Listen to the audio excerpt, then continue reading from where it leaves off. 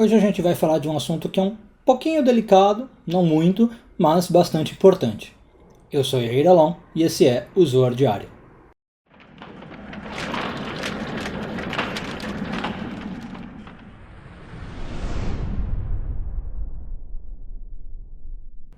Essa semana encerramos a leitura da porção de Shmini, hoje focando nos parágrafos 39, 40 e 41 do Zoar, terceiro ano de leitura. Tem duas personagens na Bíblia, que são os filhos de Arão, Nadav e Avihu, que eles morreram na Bíblia meio que de forma misteriosa. E existe muita especulação por parte dos comentaristas o que aconteceu. Dentre os vários comentários, basicamente se diz o seguinte, que eles quiseram fazer algo muito bom, foi conectar com a luz ou até trazer luz para a humanidade, com o ritual que eles fizeram, só que incorreram em algum tipo de problema. E qual é o problema também varia muito, tá? Muitos comentaristas falam coisas diferentes. Então, por exemplo, tem gente que fala que eles foram fazer o ritual enquanto estavam bêbados, tem outros que falam que eles não estavam com a intenção pura, tem várias questões. Um dos comentaristas, ou uma linha de comentários, melhor dizendo, diz que o grande problema é que Nadav e Avihu não eram casados. E aí, por isso que eu falei que o assunto é mais ou menos delicado. Por quê?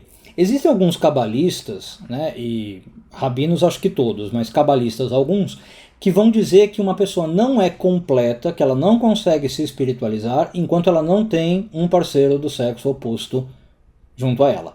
Então o homem precisa da mulher e a mulher precisa do homem.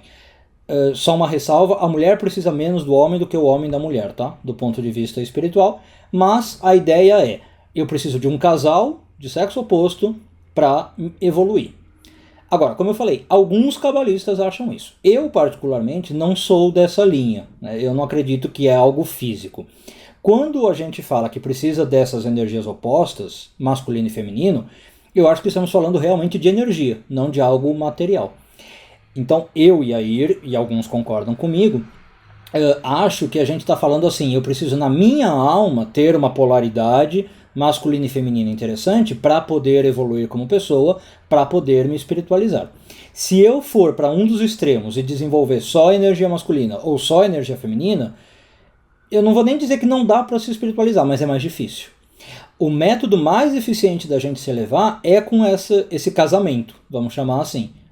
Então, alguns vão interpretar o casamento como externo, como eu falei, que eu realmente tenho que casar para crescer como ser humano, e outros vão interpretar internamente. Se for na ideia do interno, o que a gente está falando? Que eu tenho que ter mais ou menos um equilíbrio na minha alma entre essas duas polaridades. E aqui equilíbrio, só para você entender, não quer dizer que eu preciso ser metade energia masculina, metade energia feminina. Tá? Equilíbrio é as duas coisas estarem funcionando harmônicas. Eu posso ser muito mais energia masculina ou muito mais energia feminina, tudo bem. O importante é ter um pouquinho do outro lado também interagindo comigo. Tá? É o que alguns cabalistas chamam de androginia. Espiritualmente, nós temos que ser andrógenos, como o primeiro ser criado lá no Jardim do Éden, que era homem e mulher.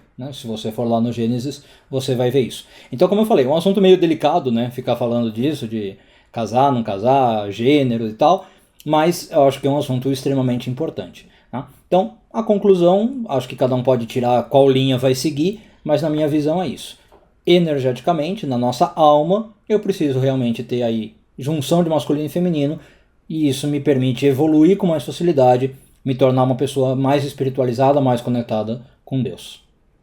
Um bom dia a todos, Shabbat Shalom e tudo de bom.